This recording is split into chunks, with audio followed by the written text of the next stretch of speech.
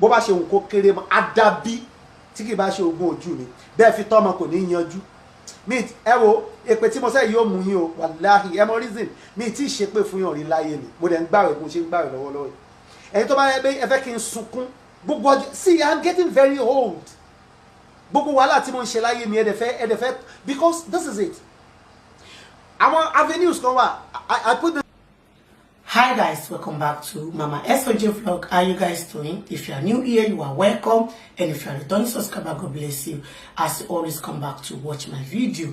My people know be smart, you know, and I know say na different is na they land for my table, and as the news they land for my table, that's why they carry and come here to share out with honor. My people, for today's video, I go to watch am together with honor. All right, my people, Moko go watch the video to see what really they happen for inside the video. My people. Yes, having me there. Ibrahim Chata, bọ̀dá Ibrahim kọ́. Ẹ fẹ́ kí n sọ̀rọ̀ wọn. Tí bá sọ mi ní sọ dáadáa, ẹ má jẹ́ n sọ. Wọ́n ṣe dáadáa sí yín. Wọ́n ṣe dáadáa sí mi. Kí ló ṣe fún yín? Mo dẹ̀ fẹ́ràn wọn gan. Kí ló ṣe fún yín? Mo fẹ́ràn bọ̀dá Ibrahim. Ibrahim, mo tá pàdé ìgbé. I love the guy. Mo kọ́kọ́ máa ń fẹ́ràn kéèyàn ò lẹ́bùn. Mo fẹ́ràn bọ̀dá Ibrahim gan. Mo fẹ́ràn wọn gan. Àwọn náà dẹ̀ máa ń ṣe bí pọ́n fẹ́ràn mi. Wọ́n fẹ́ràn mi torí mo máa rò pé tèmi àti ń bá jọ ní oore ọ̀fẹ́ kan náà ṣọdọ̀ ẹni tó dúró yìí tó bá ń ṣe fẹ́yìn tí wọ́n bá ṣe fèmí máa rí pé wọ́n fẹ́ràn mi. Mo ti béèrè dáadáa 2 àbí 3 lọ́wọ́ wọn rí. Ibrahim mo fẹ́ ṣe nǹkan báyìí ẹnìkan dẹ̀ ń bọ̀ tí pé tó bá rí yín bẹ̀ yóò dá mi lọ́lá. Ibrahim mi ráyè wọ́n ní wá. Ètò wájú méjì ní birthday mi tí mo ṣe ní last year tí mo lọ bá wọn àwọn kan wà àwọn fans mi kan wà tó máa ń jẹ wọ́n lẹ́nu gan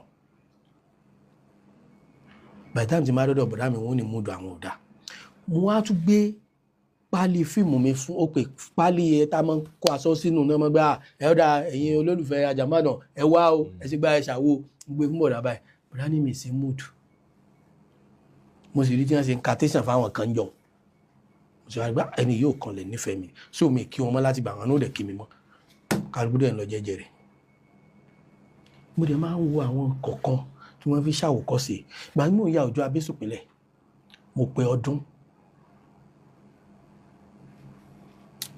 ìgbà tí obìnrin ló promise mi pé òun ó fún mi lówó tí màá fi ya fíìmù yẹn 10 minutes kọ̀ọ̀kan fún mi mọ́ ni ó lóun gbọ́ pé mo tún fẹ́ nìkan àṣeyàn ara wa lálẹ́ ni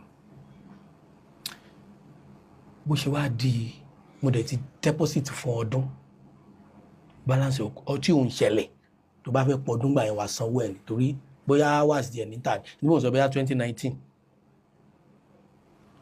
bí mo ṣe sọ fún gbogbo àwọn pé kán kó kámẹ́rà ní àlè yáṣẹ́ mọ́ kò sówó tí ń fọdún ọdún kan pè mí ni ẹ̀rù wá bà mí wọ́n á ní àwọn ọmọ mi sì kì pé ó wà lọ́sibítù ó ń gbẹ̀jẹ̀ torí pé kò sówó tí máa fún mo ló mo fẹ́ fi yáṣẹ́ kó torí pé promise yẹn wá ṣùgbọ́n kò ká iṣẹ́ yẹn Ajàmádàn ìjọ ò lè máa san torí mo mọ̀ pé nǹkan kò mọ̀. For those of una wey be say una dey look for quality handmade shoes like handmade slippers, handmade palms wey be say una wan buy am, una wan dey resell am, una want person wey go dey supply am for una, my people, una no need to dey worry again. Whether na for woman o, abi na for man o, or you just wan buy am for your husband o, or you wan buy the same thing make you and your husband dey use am, or you wan dey resell am, that mean Real Slick So go sell am for you for wholesale price. Na he dey do am by himself. For this one no be say go dey buy am come dey resell am o.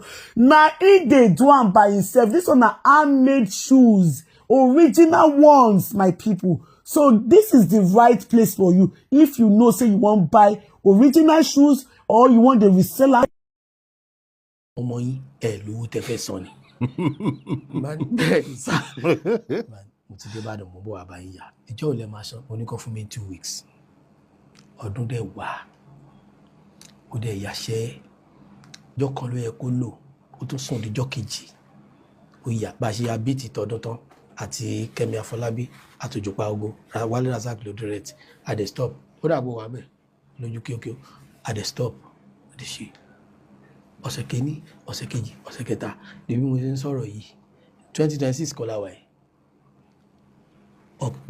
October last year ó wá ń sá fọ́dún láti gbà lórí 100,000 àbí 50,000 October last year ni mo wá ṣe ìyọjú sọ́dún pé ẹ wò ẹ fún mi lákàntì owó yẹn ní àmì ìrántí mọ́ ẹ̀yìn ẹ wo tí mò ń sá fún tí mò ń sá tí ò jẹ́ kí n pe ọdún mọ́ láti gbà yẹn ṣó tá a bá ń rojọ́ ọ̀kà ẹ̀jẹ̀ àròjọ́ olóore àwọn nǹkan kan ń bẹ ti pé tá a bá ti gbà fọ́lọ́run látàrí èèyàn kó náà gbà fún wa mo pẹ́ dàtọ́ lọ́n da kálukú mood là ń bá ṣiṣẹ́ mo ní sọgbó onímọ̀ sọ mood tí mo wà tí màá sí mood ẹ lè máa sọ kí n má rí nǹkan kan sọ tàbí kó máa wọnú ara wọn so ojú bí mo ṣe fẹ́ràn bọ̀dá Ibrahim ni mo fi yọ̀ sí wọn bọ̀dá náà fi dá padà ibi tó ti wá dára wọn padà sí èjì mi ni pé mi wàá kí wọn mọ́ àná kò kí mi wọ́n ni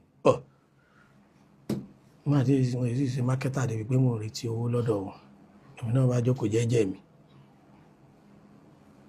so mo fẹ́ràn bọ̀dá Ibrahim gan fẹ́ràn wọn gan but tó dùn mí ìjọ yẹn ló dùn mí jù kìkì níyẹn simple kọ́kàn mú aṣọ yẹn báyìí kan àyàbádọ̀ fẹ́ ṣe àyàbádọ̀ at 50 ẹ̀yin olólùfẹ́ rẹ̀ ẹ̀ wá kò jù báà náà lọ ó kéré gan nínú ayé mo dẹ̀ ń rí wọn ní different place tó ń ṣe something similar fáwọn èèyàn tí wọ́n ti ẹ̀ tó mi so mi ìmẹ̀sẹ̀ mi wájú wọn náà dẹ̀ dúró jẹ́jẹ́ mi mo dẹ̀ ń leave nígbà tí ó papọ̀ ṣùgbọ́n kéèyàn dà bọ̀dá Ibrahim dà.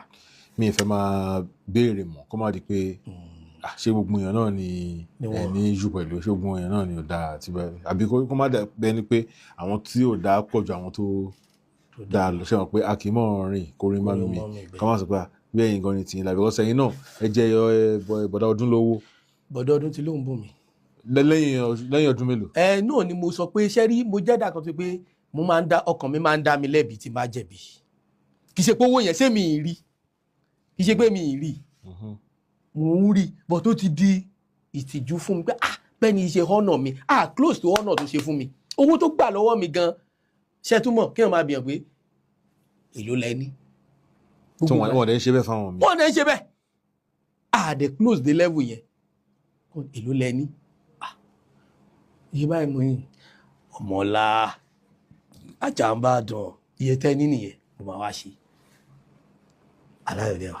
wọ́n fi ọ̀nà yìí ni wọ́n kàn ṣe fún yín. wàláì ojú abẹ́sùkúnlẹ̀ ọlọ́run ṣe fàlùbáríkà ṣiṣẹ́ yẹn. My people, now the video now on a new watch finish, so on a see what happen for inside the video. Alright, my people, I would like to end the video for you. Make una let me know what you wanna think for the comment section. And if una never subscribe, make una subscribe so that una no go miss any little gist way I upload. Una bye bye till I come on our next time. Bye guys, see you guys in my next video. Bye guys.